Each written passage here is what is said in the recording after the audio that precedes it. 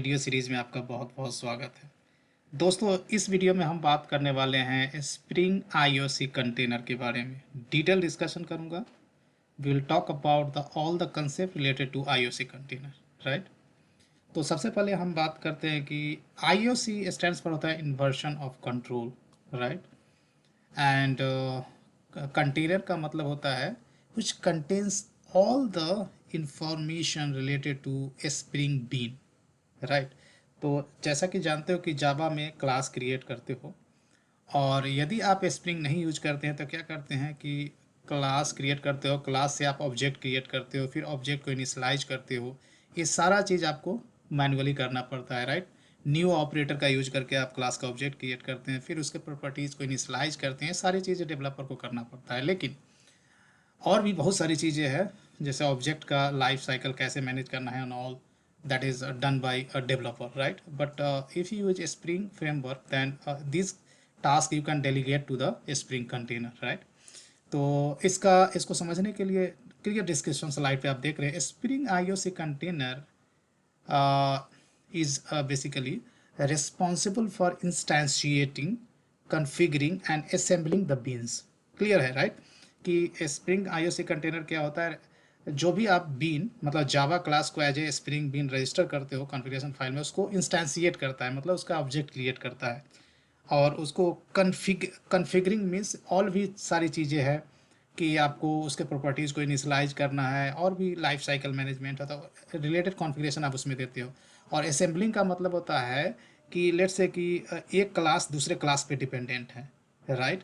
तो ये डिपेंडेंसी को कैसे रिजॉल्व करना है, वो सारा इंफॉर्मेशन आप कॉन्फ़िगरेशन फाइल में स्पेसिफाई करते हो। The container gets its instructions on what object to instantiate, configure and assemble by reading configuration metadata. The configuration metadata is represented in XML, Java annotations और Java code. तो आपको ये जितने भी Meta data related information है, right, like Java class को as a spring been आपको register करना है, that you can either specify in the XML file, right, और जावा एनोटेशन के थ्रू कर सकते हो। नहीं तो एक्सएमएल को कम्प्लीटली डिस्कार्ड करके आप उसके करस्पॉन्डिंग एक जावा कॉन्फ़िगरेशन फाइल क्रिएट कर सकते हो। इस तरह से जितने भी मेटा डेटा इन्फॉर्मेशन है, मतलब कोई भी क्लास है, राइट, उसको as a spring bean register करना है, क्या उसका आईडी होगा, क्वालिफाइड क्लास नेम क्या होगा, कुछ लाइफ साइकिल मेथड्स होते हैं, उसको स्पेसिफाई करना है कॉन्फ़िगरेशन में। ये सारी चीज़ें एक्सएमएल, जावा एनोटेशंस, नहीं तो Java you can create a Java class, there you can specify all those stuff what you specify in the XML file, right? And this picture clearly indicates that कि क्या होता है कि आपका जो बिजनेस ऑब्जेक्ट है, पोजो ऑब्जेक्ट है, right, उसको आप स्प्रिंग कंटेनर में क्या करते हो, कन्फिगर करते हो, उससे रिलेटेड मेटा डाटा को कन्फिगर करते हो, राइट। और फाइनली जब spring container basically fully configure हो गया, तो उसके बाद you are ready to use, right.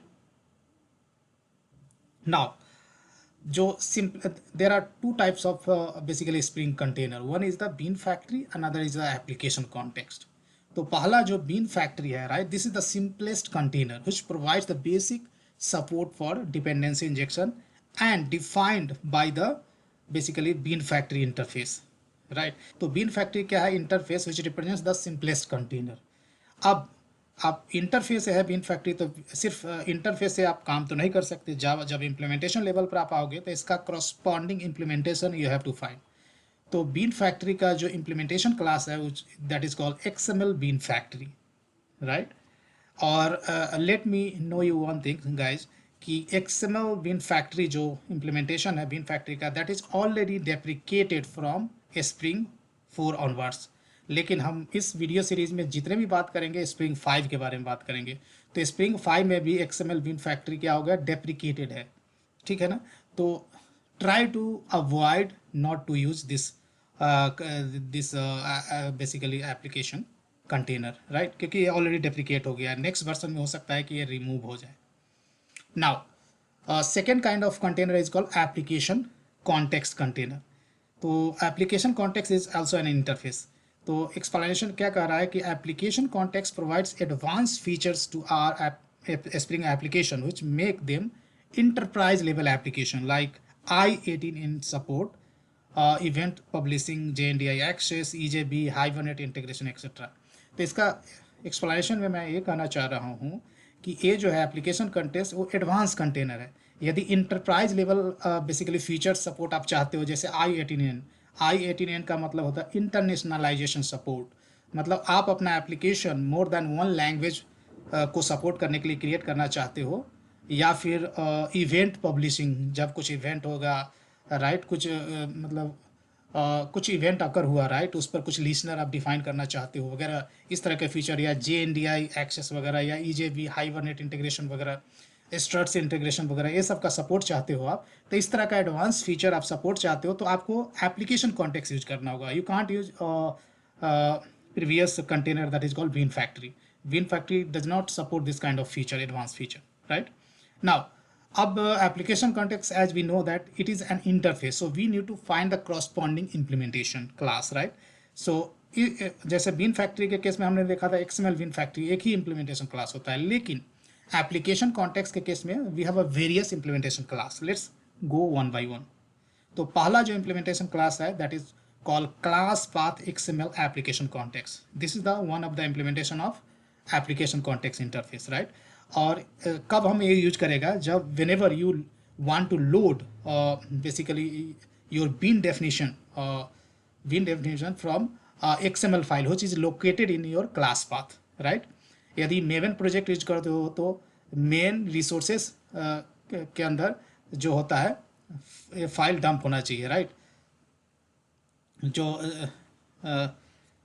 Main SRC resources folder है उसके अंदर एक कॉन्फ़िगरेशन फाइल होना चाहिए, राइट? और इसका ऑब्जेक्ट आप क्रिएट करोगे new class path XML application context है। यहाँ आपका जो कॉन्फ़िगरेशन फाइल है XML फाइल उसका नाम देना होगा। Make sure that you have copied, if you are using maven project then SRC main resources में होना चाहिए, राइट? और इस तरह से एप्लीकेशन कॉन्टेक्स्ट, जैसे ही एप्लीकेशन कॉन्टेक्स्ट का ऑब्जेक्ट क्रिएट हो गया, that means you got the container. That means application context में जितने भी बीन कॉन्फ़िगर है उसका जितना भी मेटा डाटा डिफाइन होगा वो सब क्या होगा, आपको लोड हो जाएगा, right? Means bean will be instantiated and now ready to use. जितने भी बीन्स होंगे एप्लीकेशन कॉन्टेक्स्ट इंस्टेंशिएट इनिशियलाइज होगा fully. So whenever you get an object of application context, उसके बाद आप एप्लीकेशन कॉन्टेक्स्ट यूज कर सकते हैं। Now, next implementation of application context is file system XML application context, and it loads bean definition from XML file in the file system. जब आप file system XML application context use करते हैं तो यहाँ या तो आपको इस XML का फुल पाथ, जो पाथ होगा वो स्पेसिफाई करना होगा, नहीं तो आप मेवन बेस्ड प्रोजेक्ट यूज कर रहे हैं, SRC मेन रिसोर्स में आपने फाइल रखा है, तो आपको क्या करना होगा, class path colon application context dot XML, मतलब आपका जो फाइल नेम है उसके आगे प्रीफिक्स कर देना होगा क्लास पाथ कॉलन, तो ऑटोमेटिकली SRC मेन रिसोर्सेज से फाइल उठा लेगा, ठीक है? Now next implementation of application context is web XML application context, right? तो web XML application context is use to represent a spring container for web application. जब आप spring MVC पढ़ोगे तो वहाँ पे web XML application context use होगा। By default spring creates object of XML web application context class to represent application context spring container for web application.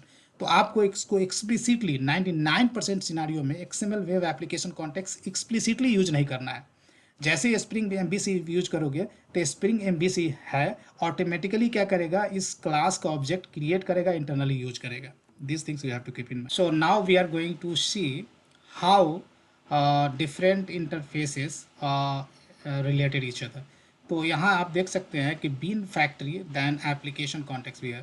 तो application context क्या करता है, एक्सटेंड करता है बीन फैक्ट्री को। That means bean factory is the super interface, right? अब bean factory का already हमने देखा कि XML bean factory is the one of the implementation class, right? Application context का 3 इम्प्लीमेंटेशन होता है, class path XML application context जो हमने देखा, file system XML application context वो भी देखा, और तीसरा होता है एनोटेशन कॉन्फिग एप्लीकेशन कॉन्टेक्स्ट। कभी कभी क्या होता है कि आप चाहते हो कि XML में आप अपना जो स्प्रिंग बीन है इसको कॉन्फ़िगर करना नहीं, XML आप बिल्कुल नहीं चाहते हो, तो क्या करोगे, आप एक जावा क्लास क्रिएट करोगे which is as equivalent to your XML configuration file, और उस केस में आपको annotation config application context आपको यूज करना होगा. Of course we are going to look example of this in the future video. उसके बाद यहाँ देखोगे तो 3 इंटरफेस है पहले, bean factory, application context and web application context. तो वेव एप्लीकेशन कॉन्टेक्स्ट क्या करता है, एक्सटेंड करता है एप्लीकेशन कॉन्टेक्स्ट को, एप्लीकेशन कॉन्टेक्स्ट एक्सटेंड करता है बीन फैक्ट्री को. Bean factory is the super interface. और वेव एप्लीकेशन कॉन्टेक्स्ट के दो इम्प्लीमेंटेशन क्लास होते हैं. जब web based application spring MVC create करोगे तो ये चीज़ें पिक्चर में आएंगी. Web application context, web application context का इम्प्लीमेंटेशन क्या होता है, XML वेब एप्लीकेशन कॉन्टेक्स्ट, जो ऑलरेडी हमने डिस्कस करा है. और दूसरा होता है annotation config web application context. तो जैसे आप वेब बेस्ड एप्लीकेशन क्रिएट करोगे तो आपका स्प्रिंग बीन रिलेटेड इन्फॉर्मेशन यदि XML में स्पेसिफाई करते हो तो एक क्लास इंटरनली यूज होता है. ठीक, आपको एक्सप्लिसिटली क्रिएट करना नहीं है XML web application, spring will create for you. लेकिन आप चाहते हो कि जो भी XML बीन रिलेटेड इन्फॉर्मेशन जब स्प्रिंग MVC आप यूज करोगे तो सारा चीज़ आप जावा में ही कॉन्फ़िगर करना चाहते हो. You want to completely free from XML, तो आपको यूज करना होगा annotation config web application context. Of course we'll see example of these classes in the future videos. So guys, that's all I have in this video tutorial guys. Video देखने के लिए बहुत बहुत धन्यवाद और मिलते हैं अगली वीडियो में.